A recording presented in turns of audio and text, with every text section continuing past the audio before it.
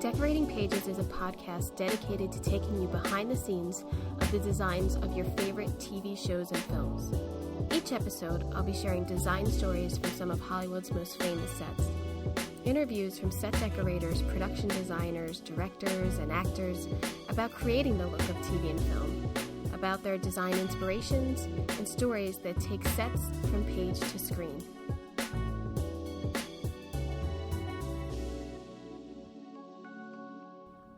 Hello, and welcome to Decorating Pages. I'm your host, Kim Wanup. I hope that everyone is staying safe and healthy. I hope that we're all keeping our masks on. I think it's actually pretty impressive how quickly a lot of people got masks pretty quickly. I mean, either you got your bandana or I got like 4 for $20 outside of Trader Joe's. I mean, I'm pretty impressed that everybody has their masks, and pretty more impressed when people actually wear them, which I think is responsible, and I appreciate that because I try to do it too. I even got little masks for the boys, which I think is kind of sad, but I was surprised they actually kept them on. They wouldn't take them off, which is even really scarier, but I don't know. But they're still super cute in them. But yeah, I hope you are safe and healthy at this time. I hope you're probably sick of watching TV. Not like me. What's one up watching this week? Well, I finished up The Last Dance, that Michael Jordan documentary on ESPN, the 30 for 30, and I might start it again because I'm actually running out of things to watch. It was so good, and there is a scene, I think it's the last episode or maybe second to last, maybe number 9, where Jordan is on the floor of the locker room after I think the 97 finals, and he has this gut-wrenching cry. And man, I just lost it. That release, I've been there. I think a lot of people have been there when you just release after either a win or a loss of some kind, and it's just so good. The series was so good. I know, I might watch it again. Still checking through The Wire. We just finished season 3 last night, but I'm going to hold off on talking about The Wire till a later date. I watched Rocket Man, which I hadn't seen, and it was good. I'm a fan of Elton John. I don't really like musicals. They kind of make me uncomfortable.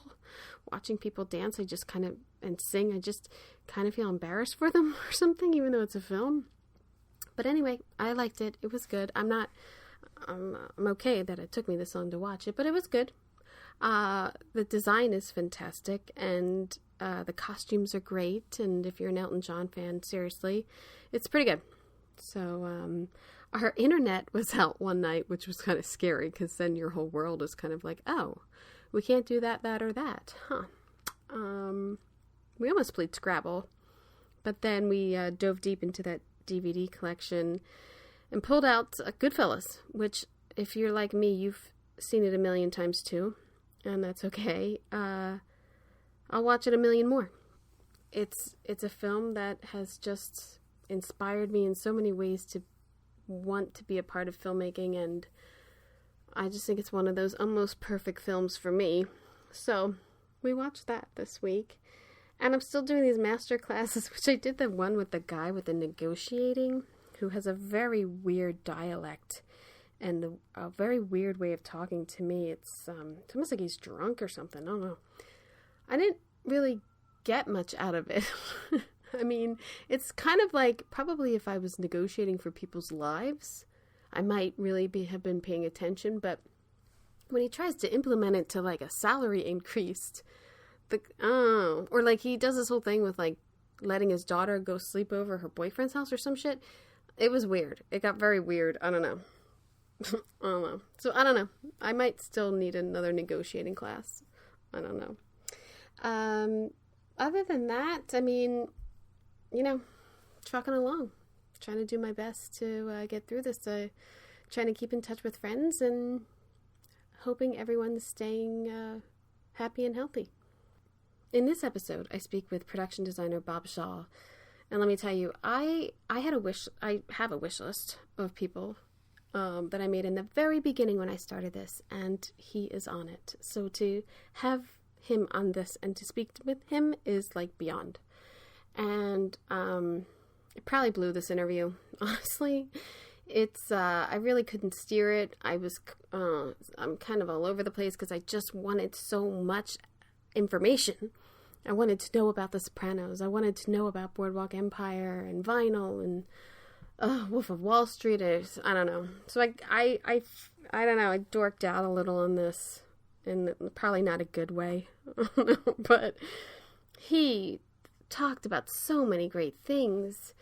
I mean, shooting The Irishman in New York City, shooting Jersey for Jersey on The Sopranos, a great little tidbits about the prequel to Sopranos that he finished, the sets of Boardwalk Empire, The Wolf of Wall Street, his current project, The Gilded Age, talked about working with Scorsese and how he gets into production design.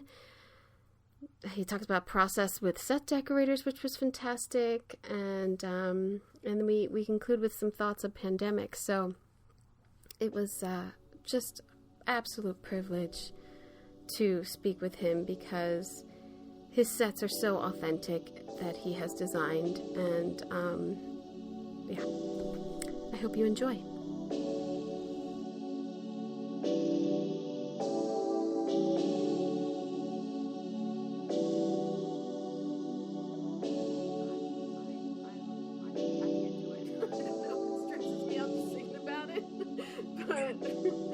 Yeah, I don't know. But you've shot so much in New York, you must be used to it.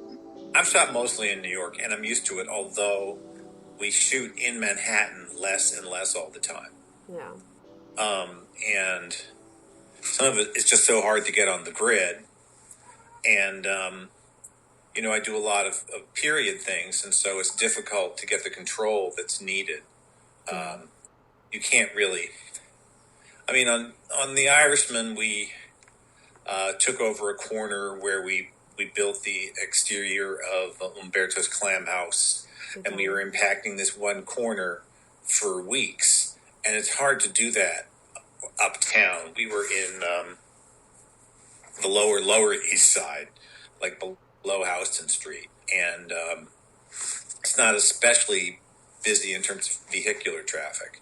But it's just hard to do that. It's hard to take over a street and do the work that you need to do. Do you think it's gotten harder since, is it money, or is it 9/11? Is it do you think it's gotten harder? It's the amount of work. It's after the tax incentive.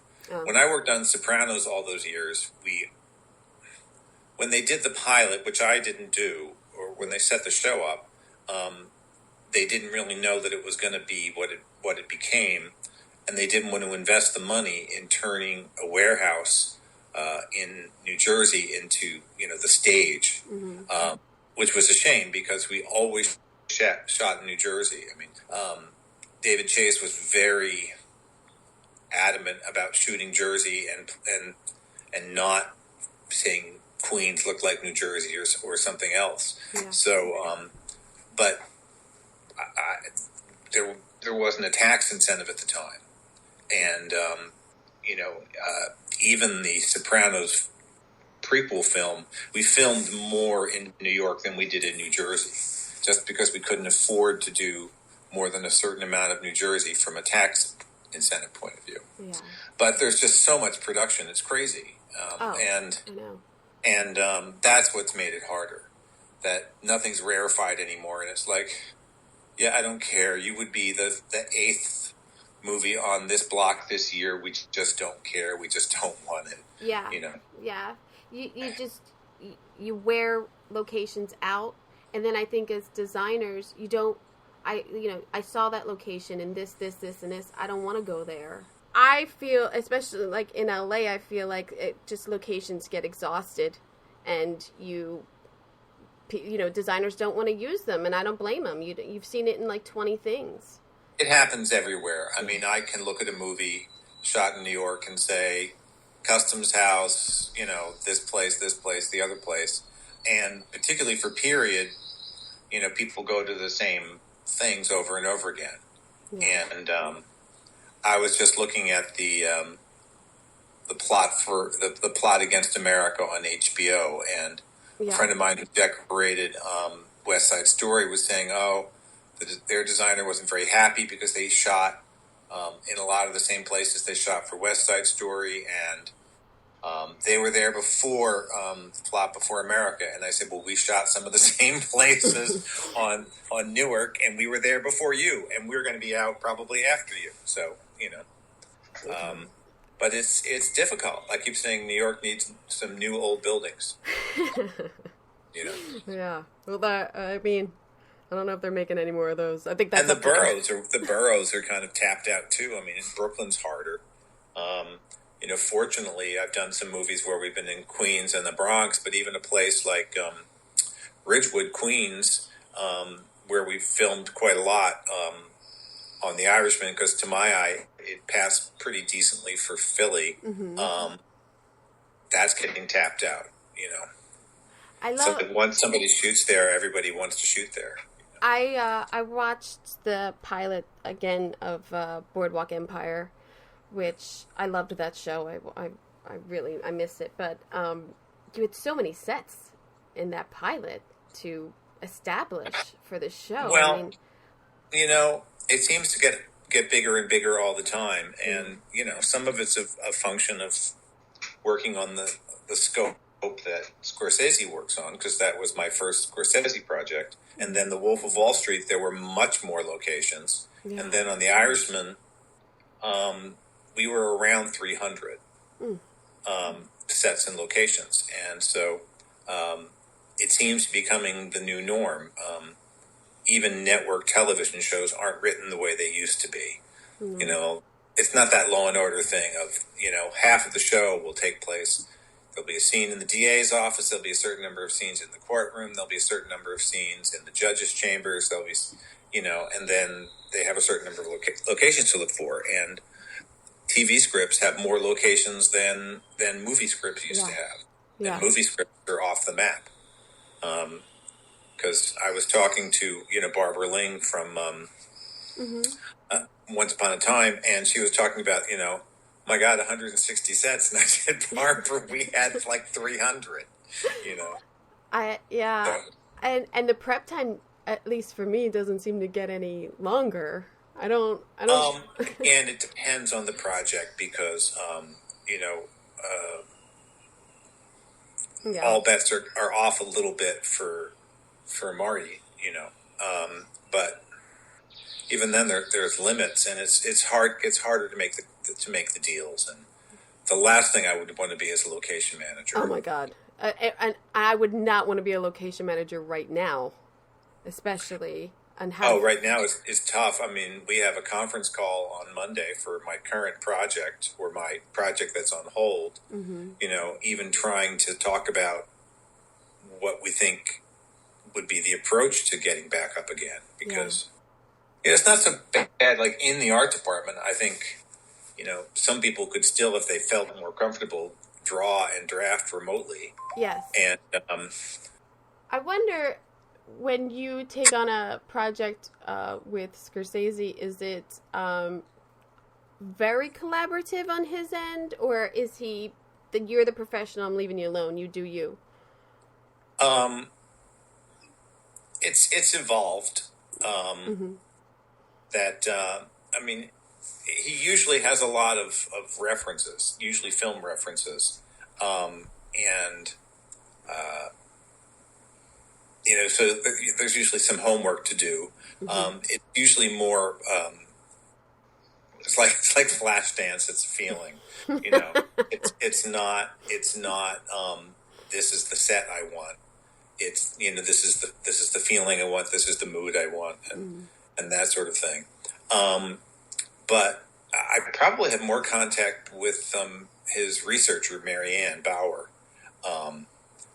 because she's pulling reference and pulling research, well before I even start. Because when a script is in development and he's working on it with the screenwriter, he relies on Marianne a lot. And it's interesting that most of the things I've done with him were very sort of reality based and very, Right. Boardwalk, Wolf of Wall Street. The Although it's Irishman. funny, as they point out, that we were trying very hard to be accurate, except for when we decide not to be accurate. Because in Boardwalk, the hotel that Nucky lived in, the Ritz, in reality was the most boring hotel on the boardwalk. It was a red brick box in a sort of somewhat neo-colonial style. And then there were all these fabulous hotels like the Tremor and whatnot that had carved mermaids and sea creatures and stuff like that. And we were like, brick colonial, Yeah. carved sea creatures. I think we're going to go more, in another direction. And it was the same thing. The Villa de Roma restaurant in The Irishman still exists in Philly, but it's really a red brick box. Yeah. And it's got a drop ceiling and, nothing really interesting about it in terms of nothing cinematic about it. I don't want to say nothing interesting.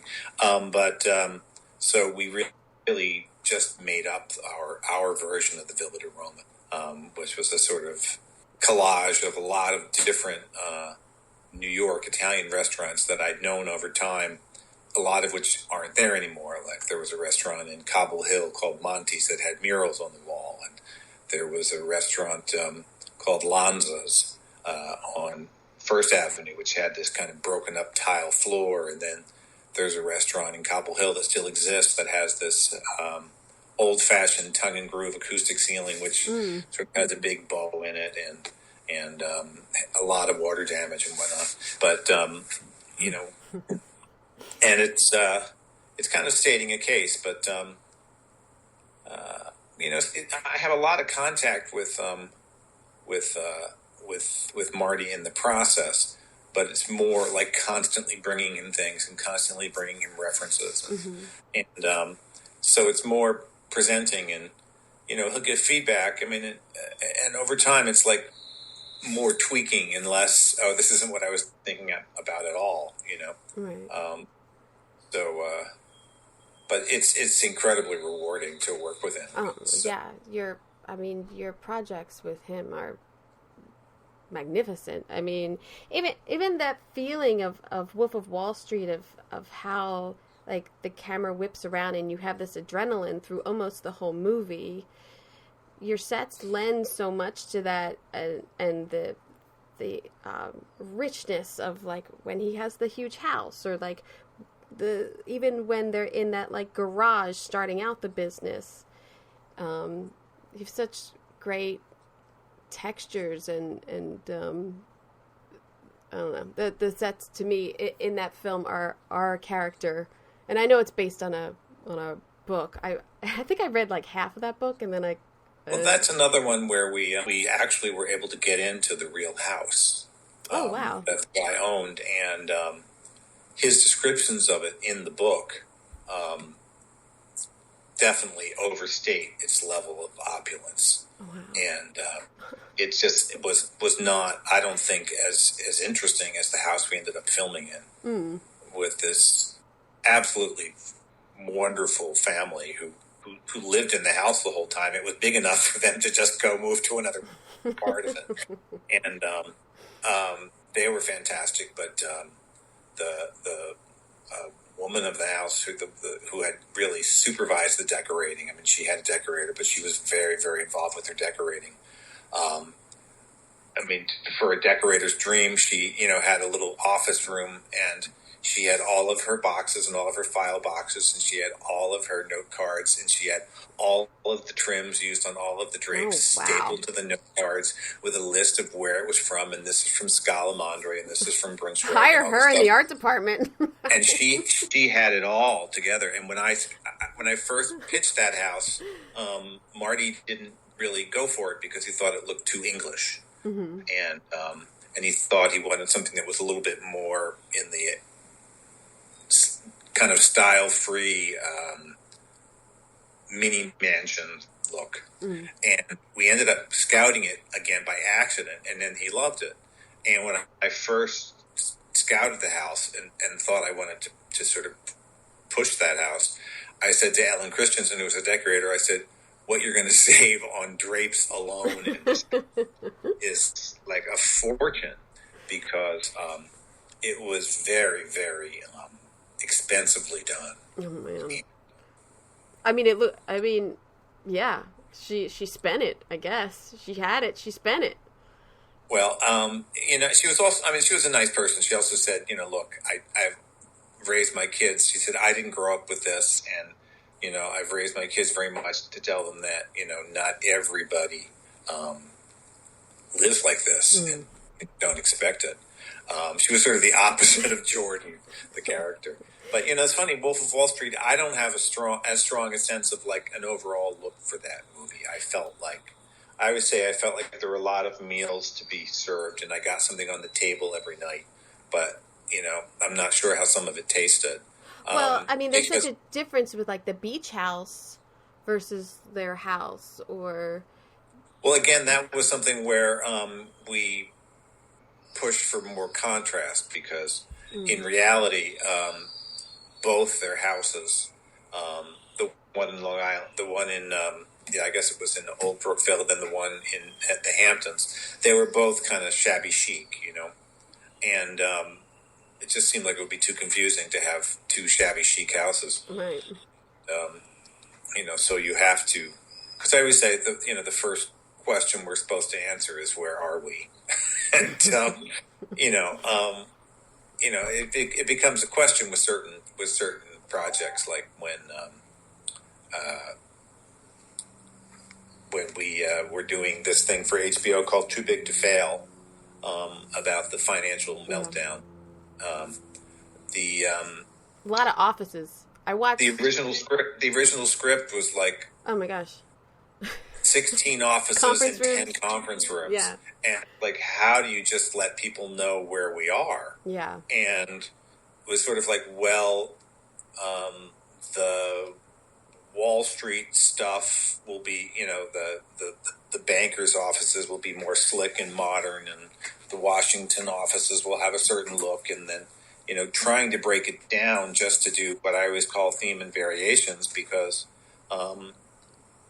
people need to know where they are. And when it's all offices and men in suits, it's like, whose office are we in?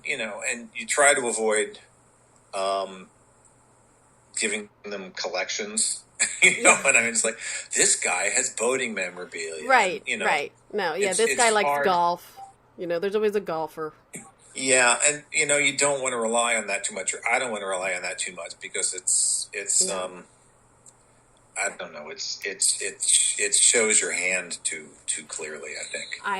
I'm starting up the next American Crime Story, the impeachment of Bill Clinton, and it's all offices, and it's like 20 conference rooms. It's all like lawyers' offices, and so even doing the one-liner, everyone is confused because it just says conference room.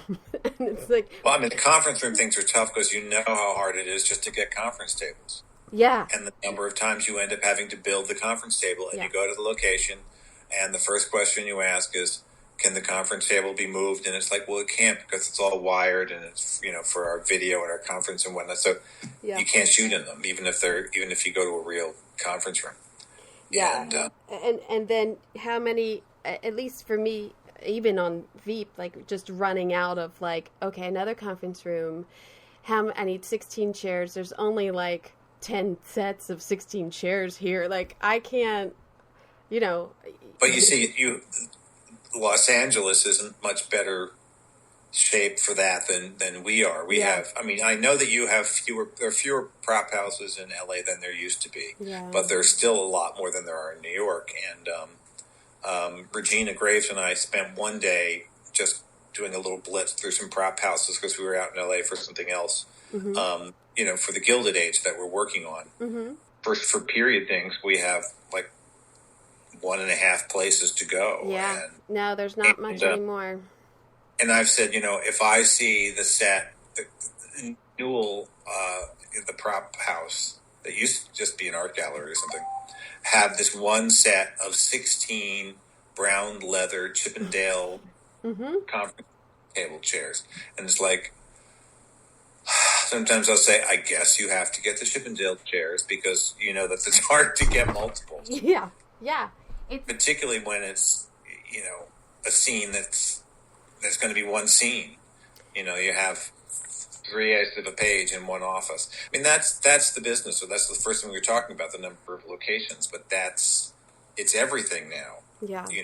The locations that are dressed help us so much just because of, like you're saying, like just getting a different look out there that I'm not able to get.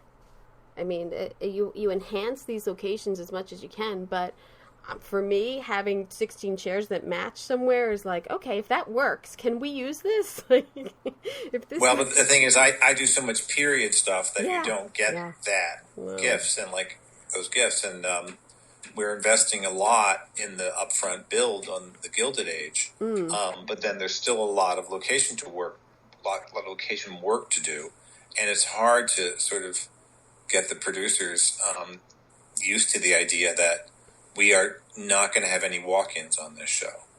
Right. Or we're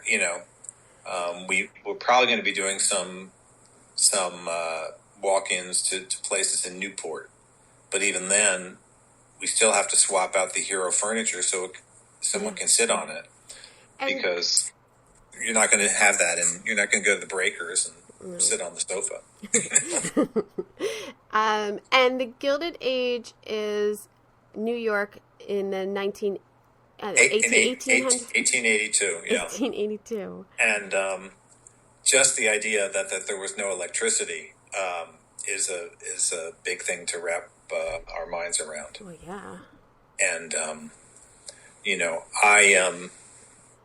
I think I had coined the term, maybe it was on Boardwalk, and I kept saying, well, I guess that just gets a mystery box.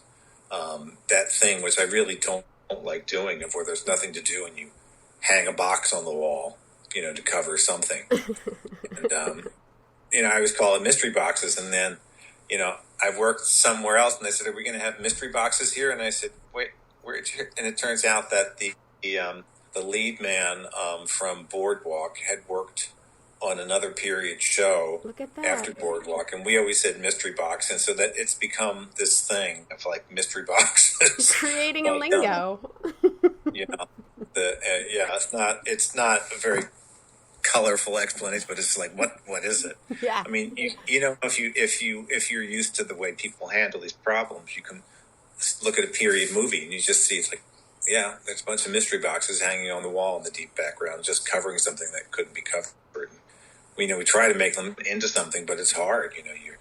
You're in 1882 and you go to a location and there's the electrical outlets that wouldn't be there. Then there's a burglar alarm, and then there's a thermostat, and it's like and it's hard to track them and have VFX like erase them all.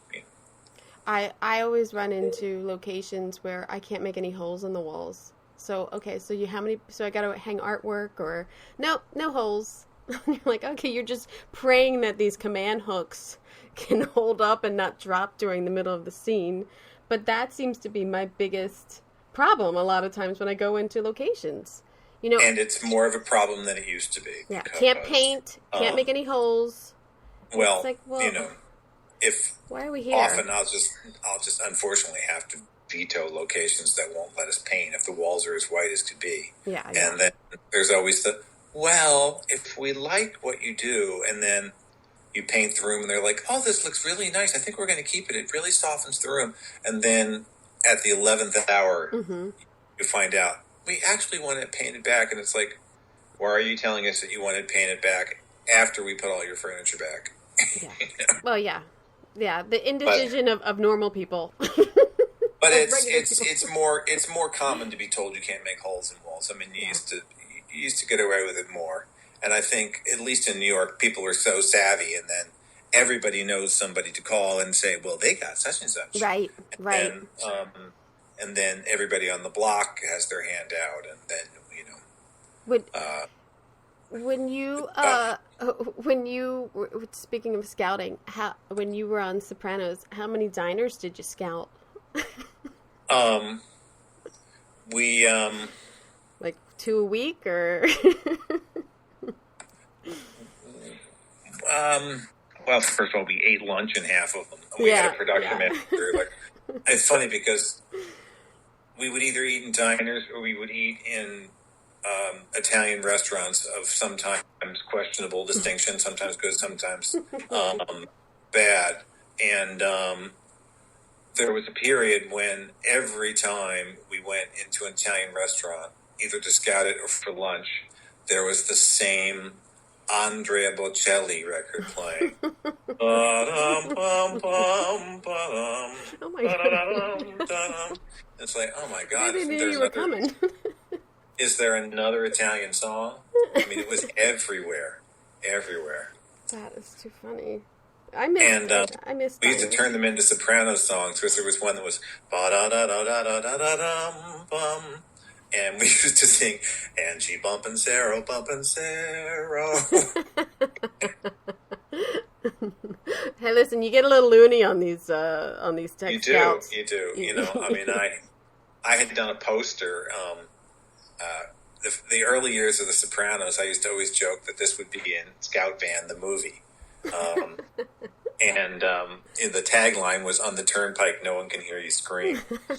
And so one Christmas, I made these posters for everybody in the Scout Van. And it was like one of those old 1970s Irwin Allen disaster films, where at the top of the poster they had little boxes with all of, because they were always like stunt cast with 1 million stars.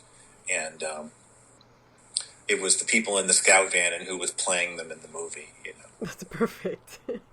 Movie posters used to be so gorgeous. And the colors and like the fonts and I don't know. I feel like we've lost movie poster art. Well, you know, it's all changed and marketing's changed so much. When you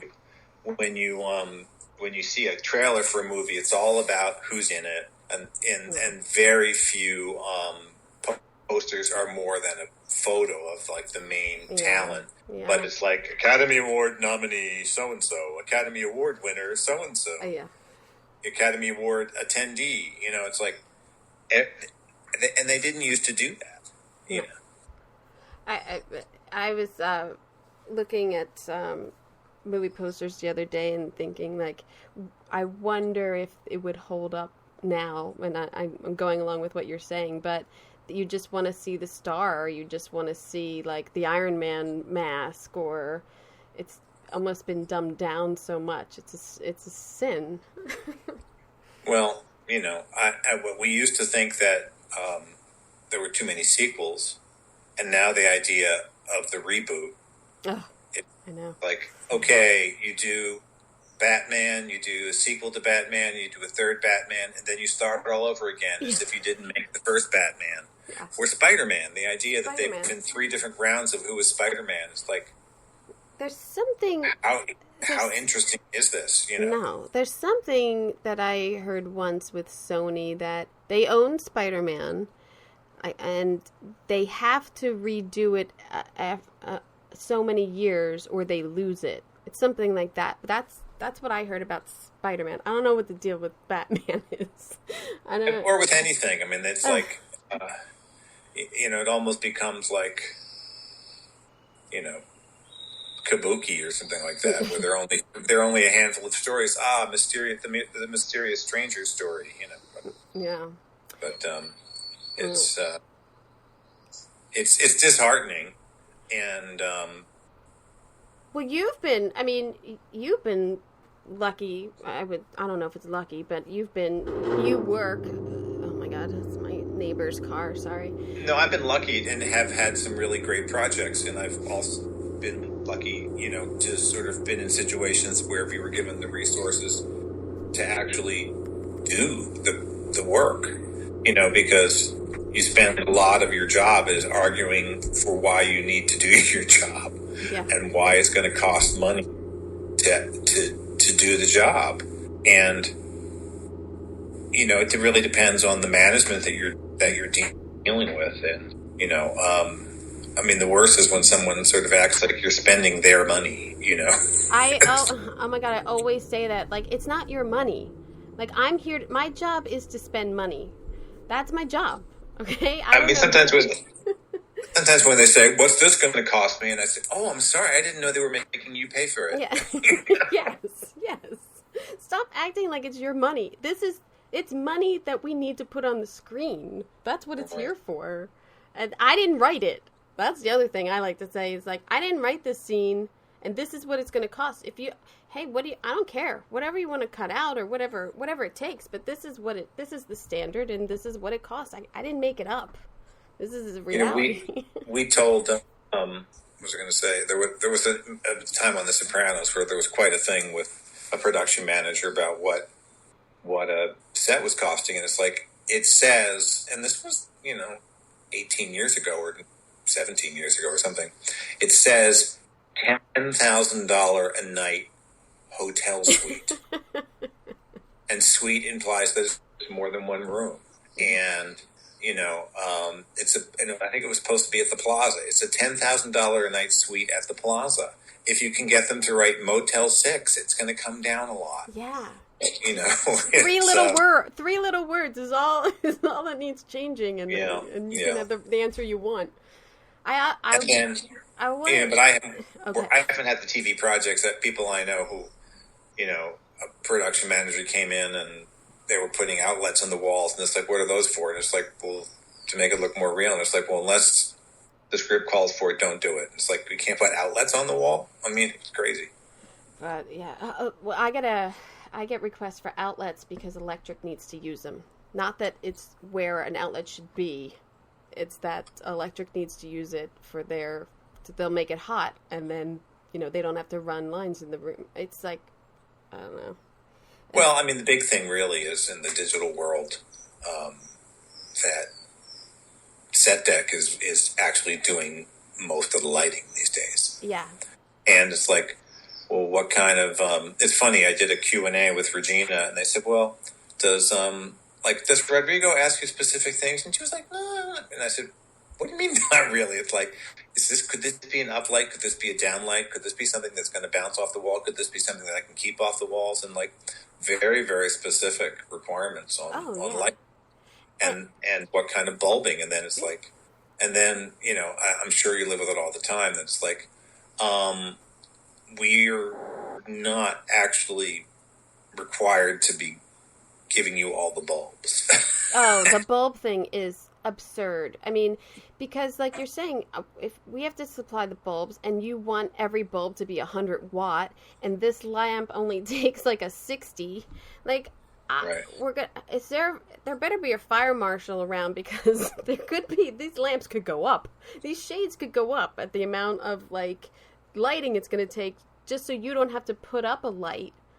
I mean, it's a little different now that, things are so LED intensive, and that the LED technology has improved so much, because with dimming and with being dimmable, with having the ability to change the color temperature. I mean, it's not that everything's blue or purple and you can't dim it.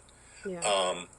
And I remember, and the cost has come down so much because the pilot for Nurse Jackie, it was hospital lighting, and the ceilings aren't very high in a hospital hallway, and it's like, well, no, it's not going to look like a hospital if I make the hallway taller or wider, because the idiot was got to make these hallways wider, and it's like, it's already wider than a hospital. I'm not going to make it any wider.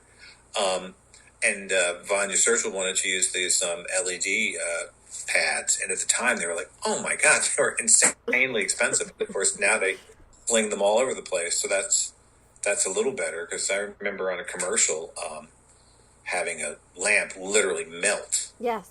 And it was the scene was in a child's room, and there was like a little ducky lamp or some cute little child's lamp, and they put a 500 watt bulb in it. And as long as they get their light, they don't. And there's only one of those lamps. It's not like I'm going to run out and get another lamp like that. No. I mean, that happens all the time. And like, then if something happens and people are like, well, why do you have another one? It's like, if I submitted the invoices for having multiples of every lamp we have in case they melted it, I've had that happen on like older, like vintage lamps that I bring onto the set for like a period set, and the wattage doesn't work for them, and then it's like, well, we can't use this. Well, that's not my... I don't want you to use it. I just want it to be on. I just want it in Well, the we've also have, it becomes much more of a thing of having all the lamps up front. And then, the thing that's crazy is that, you have a shop electrician on the stage because it's their job to turn the lights on because it's electric. And then you have two lamps that need rewiring. It's like, oh, I'm going to have to get some help. Yeah. And it's like, what's happening in between when you're turning the lights on? You literally flick a switch. Yeah, that's it. And everything has to be rewired, Yeah. Some decorators are good with that stuff, and some people hopefully have someone on their team that's good with that stuff. Because, in New York, it's crazy the number of things that fall into set deck that you can't figure out, why. I know. Chief among them being hardware. They do glass. They do hardware? They do glass, they do hardware, they do wall coverings, and, Ooh. it's kind of crazy because obviously, I'm picking the wall coverings. I'm not going to come in and find out what kind of wallpaper's there. Exactly. And, but I don't know. That is weird. But the glass is the killer. The glass has has sent many a budget over because getting look at the amount of glass on the boardwalk. Yeah. And then, it was always like, well, can't you gimbal the windows on the stores on the boardwalk because, reflections from the green screen. And it's like, the storefronts would leak. So the reflections of the ocean was green screen? Or was that... It was all, basically we built a 300-foot long boardwalk, and I had a building that sort of bisected the boardwalk that it would never have been there. Right, the cap at the end. It was the amusement pier thing, and it had all these lots of individual bulbs on it and whatnot. Mm-hmm. But if we had not put that there to have something to look at in that direction, and you could walk through it and in theory be on the other part of the boardwalk, it would have been nothing. You would see nothing but these raked shots of the boardwalk. Yeah. But it was surrounded by, it had green screen containers on two sides. Opposite the boardwalk was where the ocean would be, and that was all green screened. And then the other end of the boardwalk, was a big extension. But even at that, most of the buildings were 1 and 2 stories, and they had upward extensions too. Well, I'm completely blown away. I really thought that you guys built that out on boardwalk like Coney Island or something, and you had the advantage of having the ocean there. But they did later. In season 3 or something. Maybe it was 4. They went to Far Rockaway because they lost the lease on the original site of the boardwalk. Oh my god. Well, it was, again, post-financial meltdown, and the lot where we built the boardwalk was supposed to have some big condo complex, which the owners were not going to invest in at the time. And then they, 3-4 years later, the financial crisis was over, condo sales were booming, and they wanted the property back to build condos, or they wanted a truly, truly exorbitant rental hike on it. Wow. So they went out, but I was gone by then because I have to say staying multiple seasons is something I find I just can't do anymore. The Gilded Age is the first time I've signed on for episode 2 since Pan Am. And it's just, it's the episodic thing. Yeah. It's the idea that it's episode 3 and we're opening a big new set that we've done, and that I can't be there to open the set because I have to be in the scout van to scout something for episode 4. Yeah. Yeah. Not being, and having a situation where because of the way a series runs, when I'm on set, people are like, "Whoa, what are you doing here?" Yeah. Because I they're not always used say to seeing me on set. If I'm on set, something's wrong. Basically, because Right. I'm either in a meeting or dressing the next sets, or we're prepping, and I'm with you. And a part of the job is opening sets, like, and you want to be there. You want to see, like, I want to make sure everything's right. I want to make sure everything, if it needs to be moved, can be moved. And there are definitely times that there is no consideration from production when they sign these meetings and scouting and everything of like, oh, they're opening that set. That doesn't occur to them a lot of times, at least in my world. It's just sort of. Sometimes I will point it out, and in many cases, I can get a change in saying, "Oh, well, we can leave later" or something. If I want to open, depending on what the set is, if I say something that sometimes it can't be accommodated because we have the director for this amount of time, and the director is going to has to go somewhere on Friday and whatever.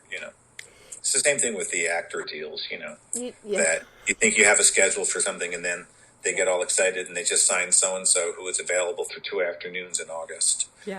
and, yeah.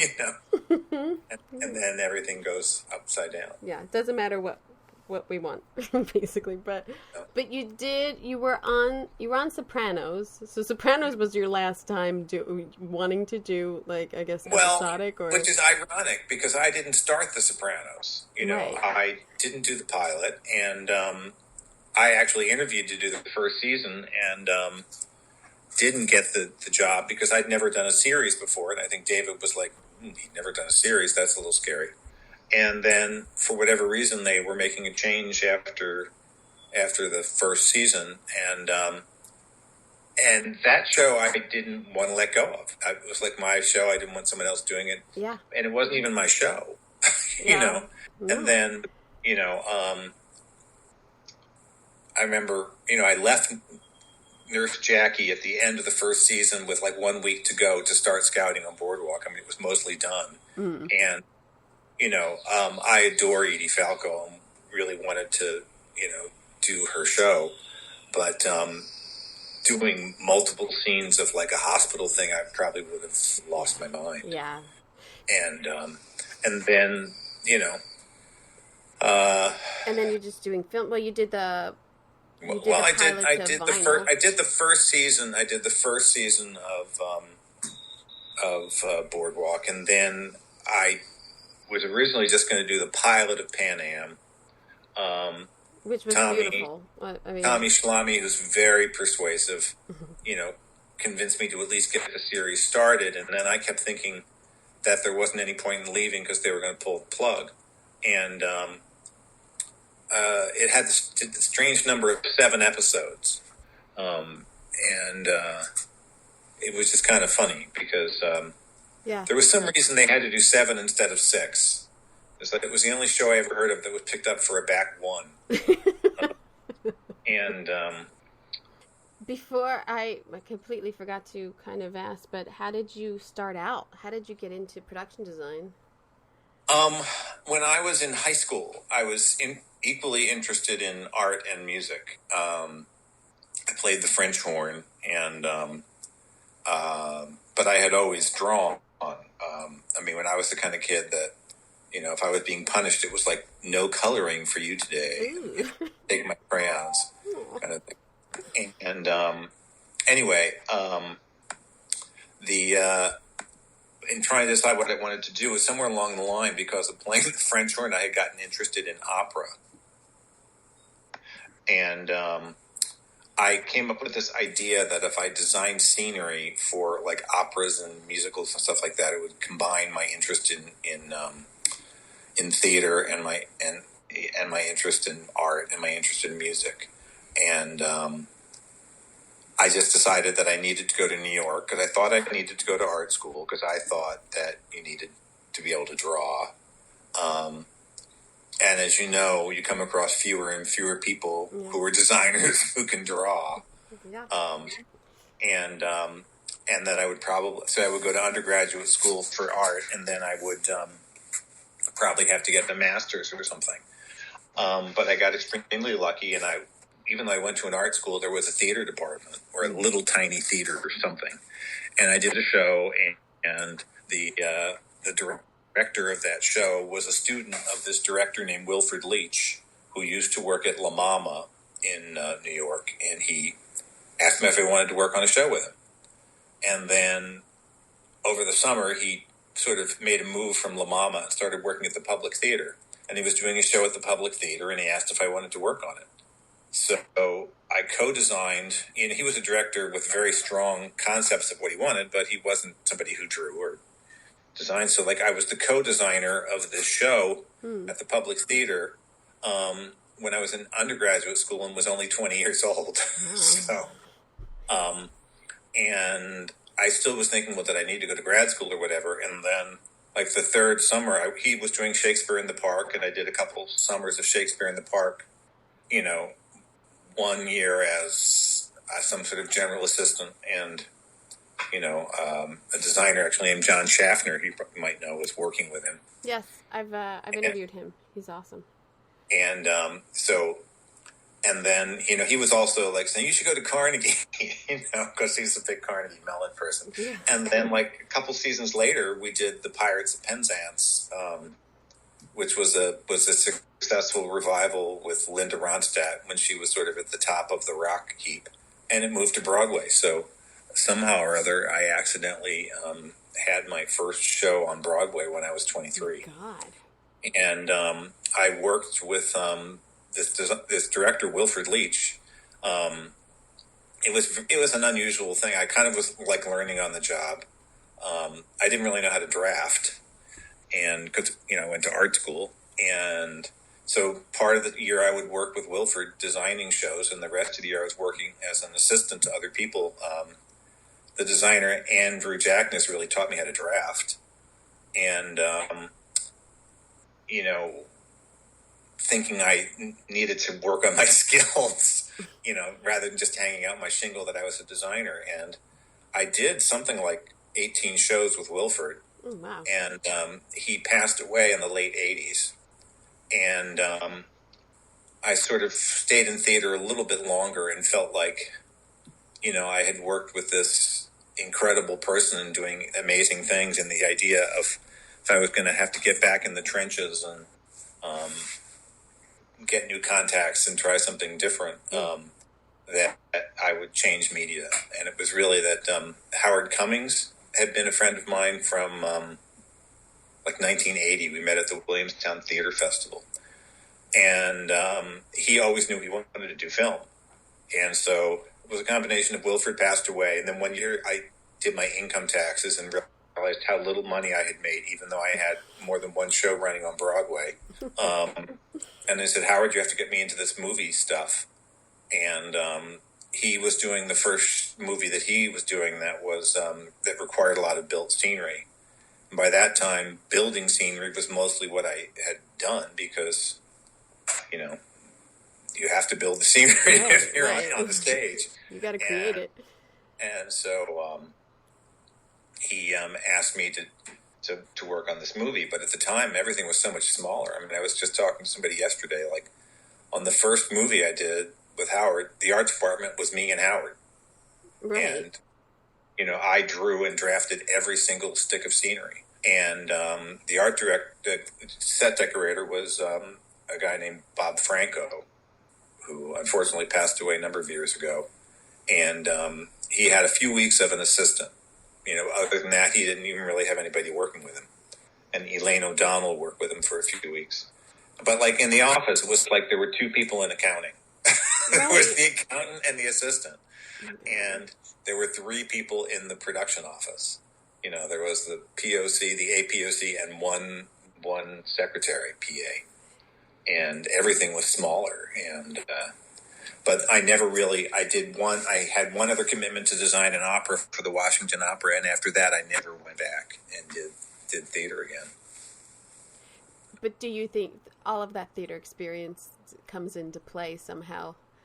Well, I think it did because, first of all, I always drew, and for me, the biggest thing has been as shows get bigger and bigger, it's not even possible for me to really do preliminary drawings as much as I used to. Right. As recently as The Wolf of Wall Street, I would draw at least every ground plan for every set myself. Wow.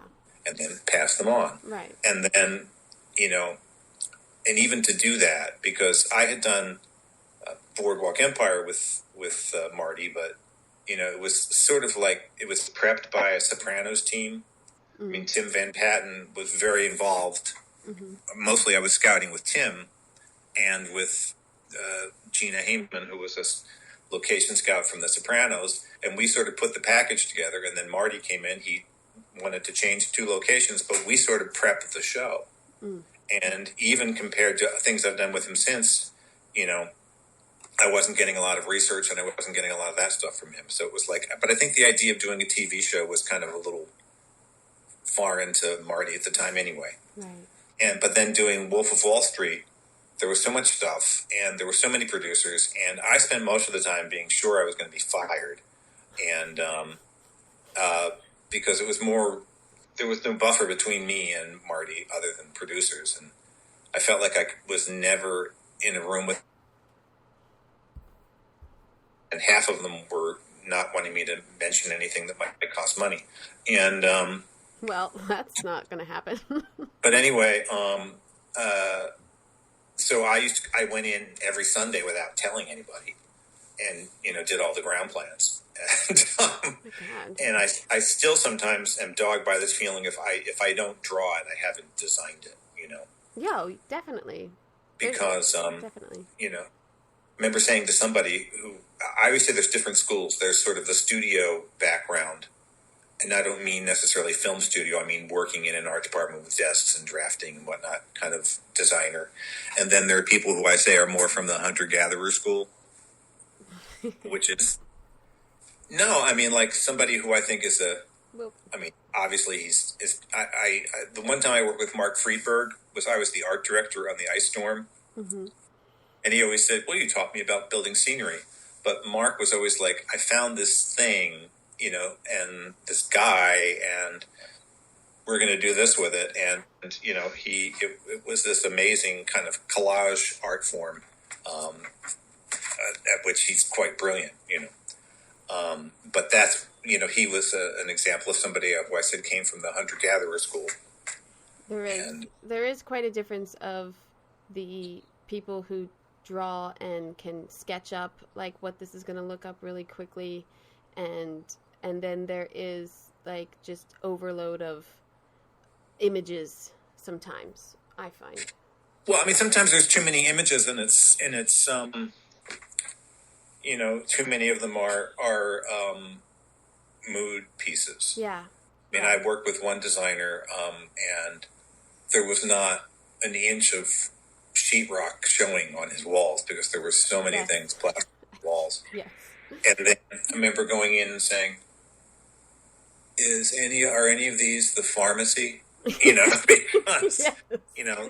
they were not set specific. Right. It was they were all mood board. It was his entire office was a mood board. Yes. But it's hard. It's difficult. It's hard to interpret that as a decorator, and I'm sure as an art director, if you were in that situation, because I get it. I get the mood. Now, what are we doing? Like, what is the reality of this? But what I feel though when working with a decorator though is it's important to explain basically in terms of pieces and how much stuff we need and things that we absolutely must have, and then here's part of a palette, but like I would rather start pulling fabric before I start picking wall colors. Yeah. And the idea of like, this is what it's going to be, and now you have to find a fabric that's going to work on the sofa that goes with this. And it's like, it's so easy to change a paint color.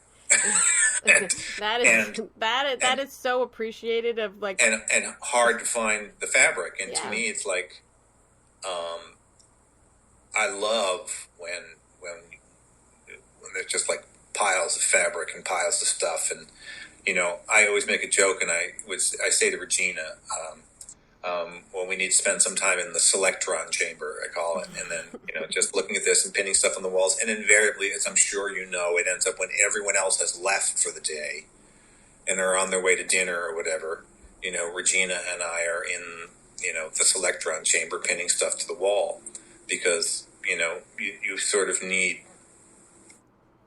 concentration with no one Yeah, absolutely. stepping in and saying, which hardware do you want? These are 2 door pulls I can get. This one's on back order. So it's like, well, then whatever. It's like having kids, Yeah. and they're interruptions. It is. It's like mom and dad getting 5 minutes alone to talk. Yeah. Yeah. And, but you can be too specific, and and you have to learn that everybody has a different process, and to a certain point, they're learning your process, but at a certain point, you're learning theirs, and it has to be fluid enough that you realize that if you're too specific with some people, it kind of ties their hands behind their back, and then they, Yeah. I knew another decorator who would be, she was all instinct, she wasn't really researched. She would go out, she would buy stuff and just kind of felt right. And then she had a terrible time with assistants because she would do so much, and that she kind of knew that everyone had an assistant, so she had an assistant, and then she would give them relatively small tasks to do. And they were like, wow, if she only told me to look for ashtrays, these must need to be like the magic ashtrays, And, but with her, I would say things like, this room should look like it was decorated by Stevie Nicks. And that's a good note. She did better with that than with something more specific. Right. And other people want something more specific. And some people are used to the idea that, I wouldn't know what 60% of the stuff on the set was going to be when I saw it dressed, and I can't work that way. I need to know more what's going to be there. I feel like when going back to the business of opening a set, I feel it's like the political ads. It's hi, I'm Bob, and I stand behind this set. Instead of like, why is that there? Right. And well, no one. As a decorator, I don't want to hear that either. Of like the designer being like, oh, I didn't know we were doing this, and it happens sometimes because of how quickly we have to turn out sets and everything, and it's not. I don't think it's ever hiding or I'm just going to do this. It's sort of like, well, this needed to get done, and this is what happened, and I know for myself it would never be like a disrespectful thing, but I have heard that of like, oh yeah, this artwork, you should have ran that by me or something, and it's like, oh shit, no, I'm so sorry, I totally would have, but we talked about this yesterday, and cameras are here, so. Right. Yeah. Well, that's the TV thing. Yeah. It's hard. Yeah. Right now we have tons of prep for this Gilded Age, and I don't know. I'm struggling with. Someone asked me to write something for some production designer forum collective that a designer named Kalina Ivanov has sort of spearheaded, and about working on sets that have a large digital component. And I'm trying to think what made me get hung up on this. And it was about how do you work, where a lot of things are going to be digital. And it's like, well, when you have the luxury of a longer time frame and you're working on a feature, or you're doing a pilot, or you're doing upfront on a show, then you are working, you have more time with the visual effects supervisor. And the art department can say, we've drawn the set extension for you. These are the buildings. This is it. It's, you just need to like texture map it or whatever. But when you're doing a series, there were some things on Pan Am that were like, with the visual effects, I just saw the episode and it was like, oh my God. I shouldn't have said that, but, and it's just because, and it's even changed since then. That's 10 years ago, and now the art department provides much more. There's much more digital work in the art department. But, the people who do the software and do the rendering and understand that component don't necessarily understand the architecture. Right. And things are kind of doodads. And I was just recently reviewing something, going through some buildings that are part of a set extension, and it's like those are brackets. They would support something. They're not just like hanging off the side of a building. So unless there's something sitting on them, they shouldn't be there. But it's just people cherry picking things from the research and saying, "Oh, this is cool. Let's put this over here." Right. And if the person doing it doesn't really have a sense of architecture, you can end up with some pretty peculiar buildings. Did you find that when you had to build the boardwalk in Atlantic City, did you pick and choose? Because now I'm remembering that when I watched it, the mermaid little inset in the wall and those types of details. I know that you must have done an enormous amount of research on that. It was a combination of two things. It was a combination of looking more like the Tremor Hotel, and certain things that Doug Husty, the art director, was able to find. Some of the stuff was sculpted and made, and some of the stuff was just purchased. Mm-hmm.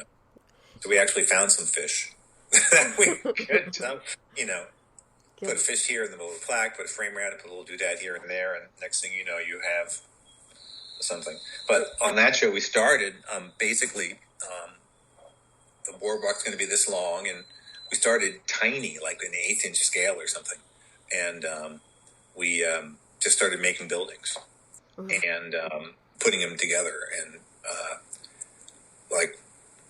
I don't know if you remember, there was a chop suey house that was a piece of reference, and it's like, well, we have to have that. So we made a little model of the chop suey house. We made a couple models of other things, and then we kept sticking them together. And I would say there was many buildings that didn't make the cut as we used. It wasn't like, here's slot A, here's slot B. Right. We just kind of made buildings, and then we started scrambling them around and putting them together. And then in the 1/8 inch form, we found the buildings we liked, and then the producer said, "This is really great. This is way too small. Can you make something that's big enough for us to take to HBO?"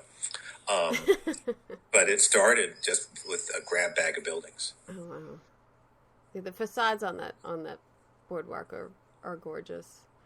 Did you have as much to build on Sopranos, or was that? I mean, I know we talked about more locations, like that final scene, that diner in Sopranos. Was that a build? No, that wasn't a build. That was David Chase is from the area that the show is about. He's from Verona, New Jersey. So he wrote Holston's, which is the name of the place that was there even when he was growing up, and it's still there. And the only thing we had to do was cover the back wall because it had some kind of thing that related to something that we didn't want. I don't remember what it was. Not that I don't think the mural was a triumph. I think it's just something I ended up putting together from clip art because we were kind of desperate. But there were a lot of builds on The Sopranos, but you didn't necessarily know what a lot of them were. I mean, we were on 5 stages by the end. Oh wow! But the Soprano house and certain things were built from season 1, so I really didn't have anything to do with them. And but I always also said it was like the train wreck school of design, in that. If we did like a funeral parlor set and we put flocked wallpaper up, and it was, had older woodwork and was in a Victorian building in Irvington, New Jersey or something like that, where we're supposed to be, then we would take and cut a hole in the middle of the flock wallpaper wall and put in a hollow core door with stained clamshell trim on it, because, it was... That was the look, Right. It was and just from scouting, you get so many ideas from scouting. I just wanted to get your thoughts on how you think this new world that we live in will affect us.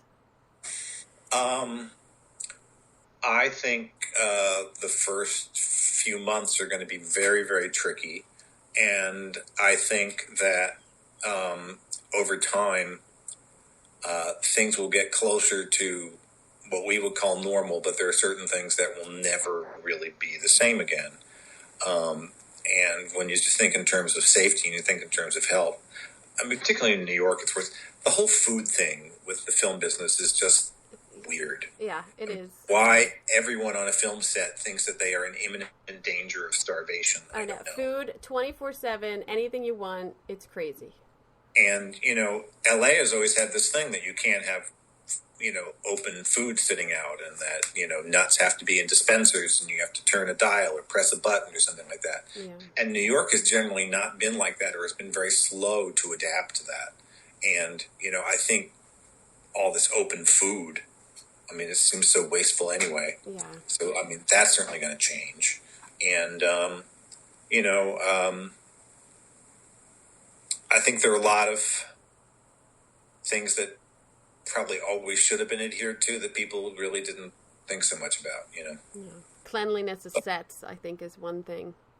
And sorry? The cleanliness of sets, I think, has to be addressed. Yeah. And deep cleaning. Maybe some deep cleaning. Well, it's, our location manager on Gilded Age was talking about these, air, I don't know what they do, but there's some kind of thing that, it's a very industrial air filter thing that, which of course you currently can't find because, they're mostly being used in hospitals. But I think, I think it will not be as changed as people are now talking about. I don't think we're going to go and find grids painted on the floor everywhere, and we can't, stand that close to each other. It's interesting because we had one set designer on the Gilded Age who was, I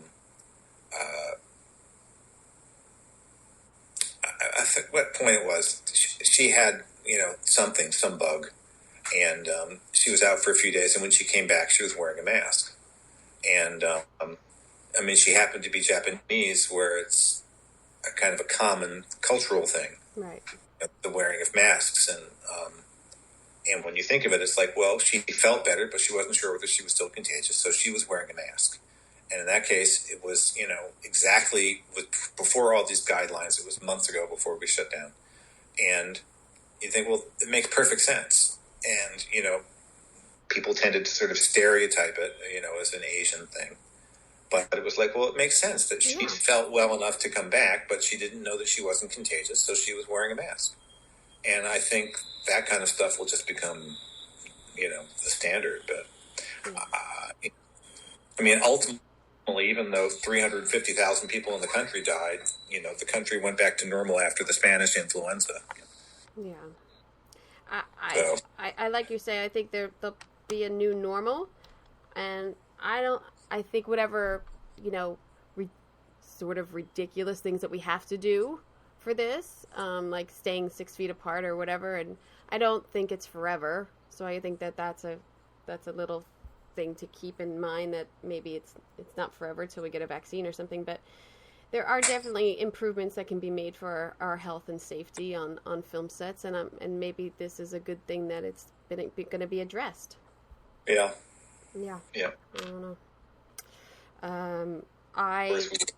People are healthier when they're not working 15 hours, Yeah. Yes. Yeah. The stress. I don't think the stress is going to come down at all, but maybe physically we won't have to be like that. I'm going to say goodbye because I've kept you. I'm so sorry. That's all right. Well, unfortunately, I'm not doing a lot other than trying to write this thing for this article that I can't seem to get on track with.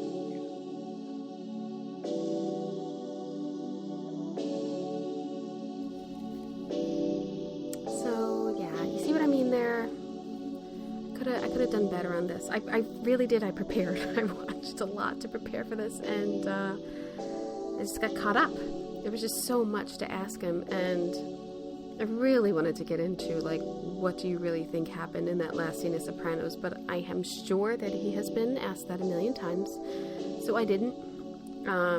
My opinion has changed recently since I just rewatched that last episode. I actually thought, like, oh, this is just how he lives every time he goes out to dinner and looking over your shoulder, and I actually think they killed him. Because you know what? The music stopped. And I believe every episode of The Sopranos, music goes on in those credits. It was always like, what song are they going to play? But the music stopped. So Maybe I'm getting older and I really thought about it now, but yeah. Anyway, phenomenal that, talking about Boardwalk Empire and all those details he found, and yeah, I'm just so thrilled that I got the opportunity to talk with him. He has canaries, which are the birds you might have heard in there, and then I'm sure you heard my neighbor's car. Sorry about that. But yeah, just a wonderful man to devote. It was almost 2 hours I talked to him, but I'm going to have the interviews be a little bit longer in the next coming weeks because, cutting them into 2 episodes I can do, but I actually have so many interviews I want you to hear that they're getting further and further away. So, scheduling-wise, I think I'm just going to make the interviews a little bit longer on the weekly basis, and then we'll get more in. And speaking of which, in upcoming episodes, I have production designer Corey Lorenzen, production designer Tracy Dishman, editor Jonathan Fisher, set decorator Don Deers, and set decorator Brandy Kalish coming up. So I got a lot of good stuff for you. It's good stuff. And I'm going to be doing a little roundtable of The Good Place with production designer Ian Phillips, art director Adam Rao, graphics Graham Radcliffe, and props Gabe Perillo. So we're going to talk about that last episode of The Good Place that we did. So yeah, it was sad, and just in time for Emmy season. So look, we all got some time on our hands right now. Keep healthy, keep safe, and just rate the podcast. It's a good little exercise to do. Just go on there, click, 4 to 5 stars. That's all we need. Thanks. It's summertime, people. I hope you got your Stogie Floaty, luxury pool float, available now at stogiefloaty.com, Etsy, and Amazon. Float 'em if you got 'em.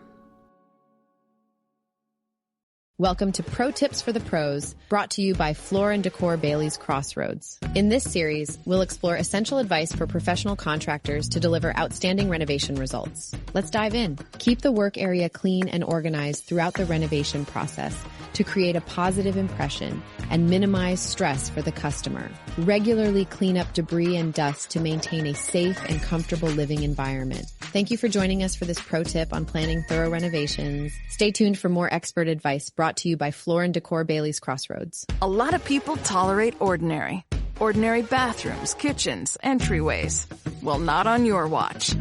If you're a pro, you've got a new partner in town. Floor & Decor. From tile to wood to stone, Floor & Decor has more styles and job lot quantities of Schluter, Mapei, Laticrete, and other brands pros trust. Come see a whole new way to wow with Floor & Decor. Coming soon to Bailey's Crossroads.